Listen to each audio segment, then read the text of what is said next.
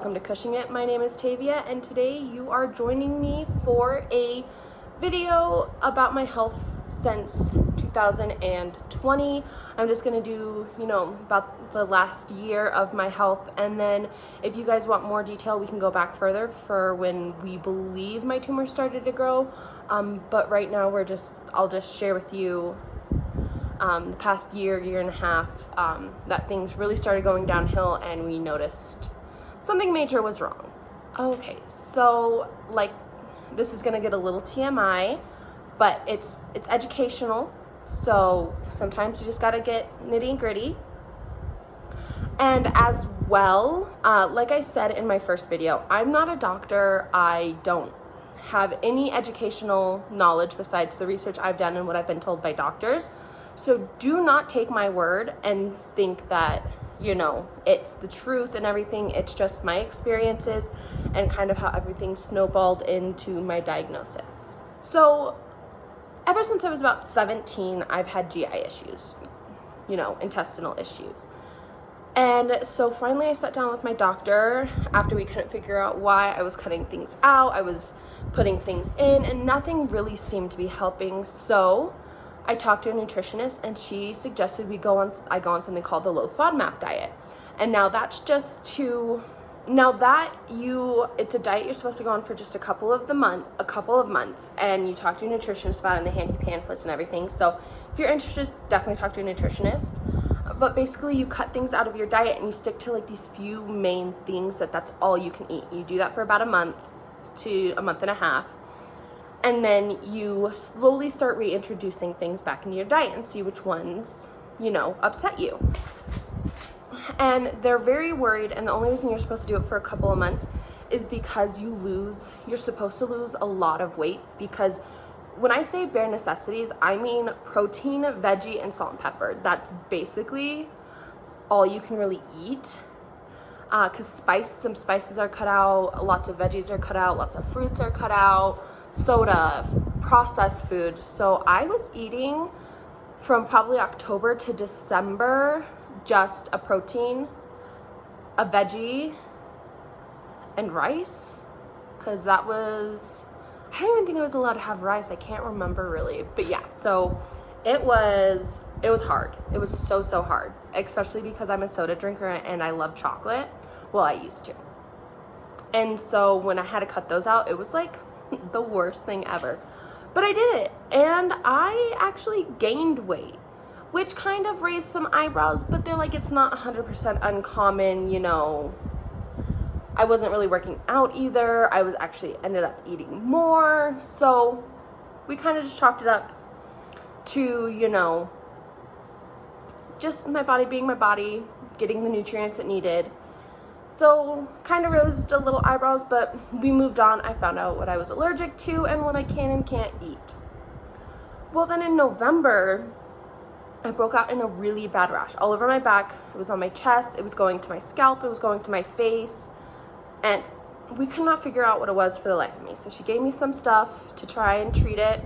It kind of worked, but eventually it kind of just went away on its own. And that was probably about February that it went away. So that was amazing. Didn't have a rash anymore. Well, between February and March, I jumped clothes sizes like no other. I went from a medium extra large to a 3X in just a span of probably about a month. I gained about 60 pounds. And, that was really discouraging because I've always been a little bit on the heavier side, but never as heavy as I am now or was. So, I kind of talked to my doctor about it at that time. Me, my mom, and my coworker were eating bags of Lindor chocolates every day. So I was like, you know what? I'm not really working out. I'm eating lots of candy. I sit at my job. So I cut out candy and I cut out soda. I threw everything away. I was like, you know what? I don't want to have to buy new clothes. I don't like being the size. I want to be healthier. So I went back to my basic, healthy food, walking 30 minutes a day. And then I went up more clothes sizes. So I was messaging my doctor, and of course COVID, so I wasn't going in and seeing my doctor. Then my rash started up and I noticed that my facial hair, oh my goodness, my sideburns were like down to here. My mustache, I literally had like a teenage boy mustache. And it happened so slowly that I really didn't notice it. And then once I noticed that, I noticed my whole entire body. Like, you literally grow hair everywhere. And ovarian issues run in my family. My sister has PCOS. My sister and my mom had cysts. So I just messaged my doctor. I'm like, hey, this is my family's genetics on ovarian issues, which causes hormone disruption. I was like, do you think I could possibly have PCOS or something similar? So she's like, you know what, with your issues, wait. Yeah, so yes. So what happened was that sparked this is my period started becoming irregular. And then my period stopped in June of last year. So I messaged her. We talked about the possibility of PCOS. So she tested me, and my male hormones were off the charts. I was more man than female, which is okay. Nothing wrong with that. Except I don't want to be a man. And I didn't want to be producing all those hormones. It was actually more damaging than good to my body at that time. So she's like, yep, PCOS. So she gave me handouts. I joined groups all over Facebook. There's something called the Sisterhood, and it's spelled like cyst. And so then, and around that time, I ended up getting a cyst on my lower back. And a doctor straight up was like, honey, just lose weight. I mean, she didn't say those exact words, but along the lines of like, you know, bigger people get cysts sometimes, which was a little discouraging because I already wasn't too happy with my body. But I was like, oh, she's just like trying to help out. You know, I am bigger. I'm technically obese for my age and height. And so I just took it as a doctor trying to help me, which at that point I was grateful for because I was gaining weight and I could not lose it. So in about a year, I gained about 100 pounds. And that was with me cutting back on sugars, working out, not like working out, but like walking more.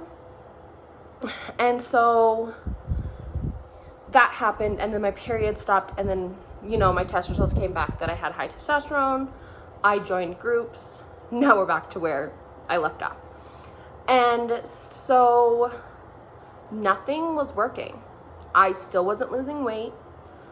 I was switching my diet. I was working out more. I was taking supplements, and my hormones weren't changing. And so of course I got really discouraged, but I'm also like, this is a lifelong thing, so it's gonna take longer than just a month or two. Well, then I noticed every time I stepped, like when I was walking, I could feel my stretch marks on my stomach tearing, which is the oddest sensation on the planet. And I was just talking to my mom about it, and I was like, look, like it's not painful, but it's definitely uncomfortable, unbelievably uncomfortable. So she was like, you really need to talk to your doctor about that. That's not normal, PCOS or not. And I was like, okay. So I messaged my doctor, and she's like, okay, let's schedule a face-to-face appointment, because clearly we are not, sorry if I move around a lot, I lose feelings in my leg and I'm sitting on my keister. And so she's like, you know what, let's set up an appointment and face-to-face. Like, we need a face-to-face. Let's figure this out. I am so thankful for my doctor. She is amazing. If anybody lives in the Madison area who wants a good doctor, please message me and on Instagram, and I will let you know who she is, because she's amazing. I don't know necessarily if she's taking new patients, but I love her. Anyways, so I come in.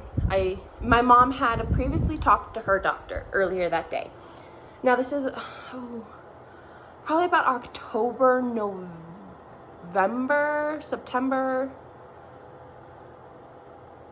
August, or October, sorry, somewhere in those few months. And I sit down and she comes in, so earlier that day my mom had talked to her doctor about my issues. And they came up with an idea of what it was. My mom's like, but don't say anything because I want to see if your doctor figures it out, or I want you to switch doctors because clearly something is going wrong with you. And so I was like, okay. So we go to my doctor's appointment. My mom's with me because at this point my memory was so bad I couldn't tell you what I did the day before. And when I say couldn't tell you what I did the day before, I literally mean from the moment I woke up to the moment I went to bed. I could not tell you what happened that day. So my mom came with me to make sure I'm giving credible information. There's a fluff on me. Credible information.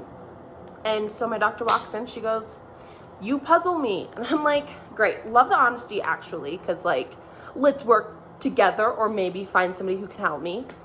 And so we sat down and kind of like what I'm doing right now, we went over everything health-wise that happened in the past year.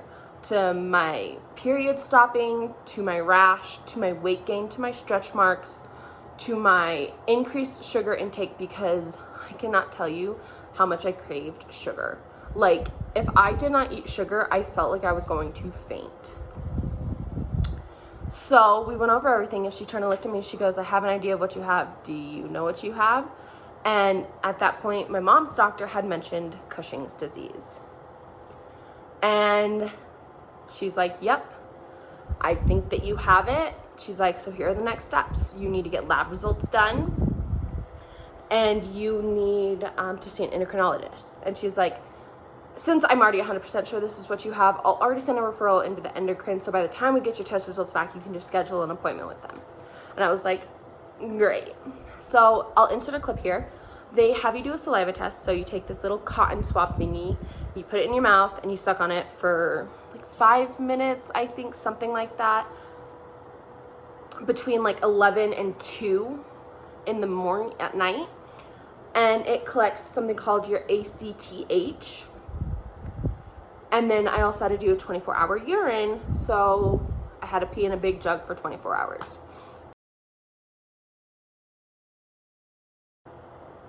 Well, I send those in, and my cortisol levels, which HTCH, I believe, produces cortisol, or they're one and the same, something like that. Like I said, not a doctor, and I can't really remember.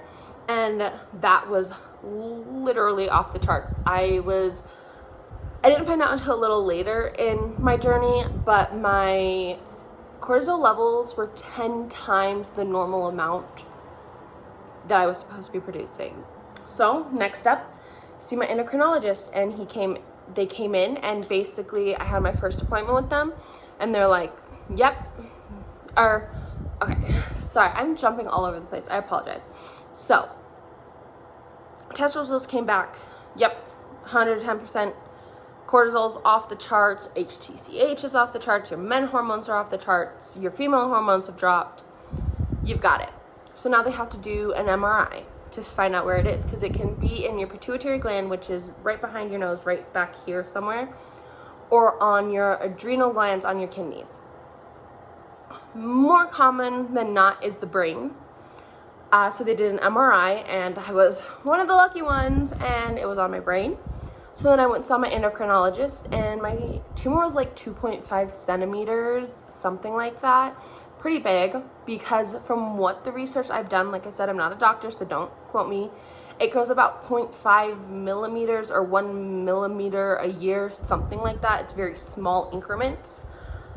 And they basically were like, "Yep, you've got Cushing's, surgery, life's gonna be great, promise." So I'm like, yay, okay, cool. So I do that appointment. They basically tell me everything I already know, that I have Cushing's, you know what it does, and what pills to take and what not to take, because at that point I had thought I had PCOS, so I was taking some hormone pills already. And they're like, "You know what, stop taking those because you're not going to be able to take them before your surgery," because we were hoping my surgery was going to happen last year when they found my tumor. So I go and see the neurologist, because he's going to be the one snippeting me in my brain. And he was great, and he's like, "Yep, this is kind of like the standard procedure. You'll be under, we'll remove it. You'll have another MRI to make sure I fully removed it. Then you'll go to general admissions, and then we'll do another MRI just to triple check and make sure that we got it all. Because even if they leave the microscopic amount, it'll regrow and you'll still have issues. So there's lots of MRIs in this process. And so, yeah, I met with him, and then I met with my endocrine team again. And I didn't have to meet with my ENT, ears, nose, throat specialists, because they're the ones that help with the surgery. So I had 3 teams in the room. I had my endocrine team, my neurosurgeon, my neurosurgeon, and then the ENTs. And then I got my surgery set, and I lived my life, tried to, because I declined so fast. So November is when I scheduled my appointment for January of 2022. And by December, I couldn't work anymore. My vision had gone blurry. And it's so hard to explain because I couldn't see things, but I could see. So like everything was blurry, but I had 20/20 vision. And basically it's because like pressure builds up in your eyes, something like that. And it made me dizzy and nauseous. So by December, I couldn't work. I couldn't drive. I couldn't see. I was nauseous all the time. And all I did was sleep. Like, this was my life schedule for December. Was I'd wake up at 7, be up for 2 hours, sleep for 4 hours, wake up for 2 hours, sleep for 4 hours, wake up for 30 minutes, and then sleep all night and repeat. Like, that was my life. On top of having insomnia, where there were some times where I was up for like 2 days in a row because I could not sleep, and sleep medicines did not work. That basically was all the way up until my surgery, and then I had my surgery, and the surgery was a miracle. Honestly, finding this was a miracle because I feel so much better now. But yeah, that's kind of the 1.5 years and how they found my tumor. And so my advice to you guys is, you know your body best. You know what you feel. So do not let a doctor tell you that you're crazy. Don't do it, because your health is what matters. And if you're not going to find a doctor who will listen, I promise you there will be a doctor that will. And they will help you, because if I hadn't said anything, if I hadn't been so obnoxious with my doctor, telling her every little thing that changed, they could have never found my tumor. And who knows? Right? Like, so my best advice is, you are your biggest advocate. You need to speak and you need to be heard. And if that means switching doctors a zillion, trillion times, do it. Do it. But yeah, that's all for this video. I will update you next Monday. I've decided I'm going to try and post on Mondays. So yay, that's fancy. This is kind of just this past 1.5 years. Leave questions down below if you want to know all my health issues since I was about 17, because that's kind of when we think the tumor started growing, was when I was about 17. So I have so many years worth of health issues I can let you know of. Or if you're just good with this little jib jab, that's great. Also, another thing, I'm so sorry, I'm so sporadic. But if you think that you have Cushing's, do your research first. Talk to your doctor. They're gonna do the saliva tests. They're gonna send you home with 2 saliva tests and 2 urine tests. Okay? Now, if they come back slightly elevated but not over the limit, and they rule that out, but you look it up and you have all the symptoms, everything, request another test. You're paying for the test, so it doesn't matter how many tests you do. As long as you're okay paying for it, request more tests, because they're not always 100%. The saliva ones are so easy to mess up. Like, okay, if you brush your teeth within like 5 hours of doing it, messes it up. You sneeze while doing it, messes it up. So, another advice to you, if you think you have Cushing's or anything wrong and it's just slightly elevated and they're like, you're fine, slightly elevated still means something's going on. So ask for more tests. Ask for different tests. Say, I'm not going to stop testing until you find out what's wrong with me, because I know how I feel and there's nothing you can do about it. So yeah, that's my video for you. That's my advice. Remember, I am not a doctor and I have no legal standing in any of this. So what I say is just my experience. And yeah, I will see you next Monday. Bye.